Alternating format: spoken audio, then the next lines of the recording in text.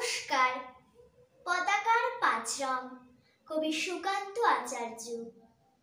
বলো তো দেখি, পতাকায় মোদের কয়টি রং আছে?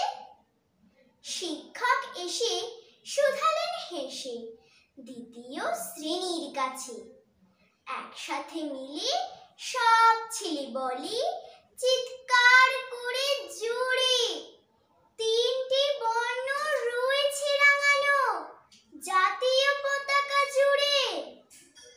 শ্রেণীর পিছনে বেঞ্চের কোণে শিশু ছিল এক বসে। পতাকার মাঝে পাঁচ রং আছে, বলল সে মৃদু ভাষে। কথা তার শুনে বাকি শিশুগণে হেসে খায় লুটোপুটি। শিক্ষক রেগে বলেন হেঁকে, বোঝাও কি করে পাঁচটি?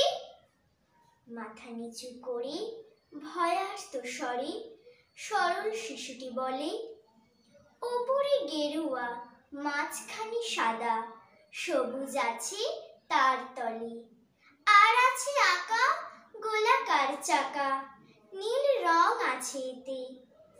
শিক্ষক বলে, এটিকে ধরলে তবুও হচ্ছে চারটে। অবুঝ শিশুটি বলল তখন, রং আছে আর এক। লাল লাল ছোপ দাগ দেখা যায় ওই পতাকার মাঝে। বাবাকে যখন আনলে ওরা কফিনের ঢাকা খুলে, জড়ানো রয়েছে দেহখানা তার পতাকা আর ফুলে।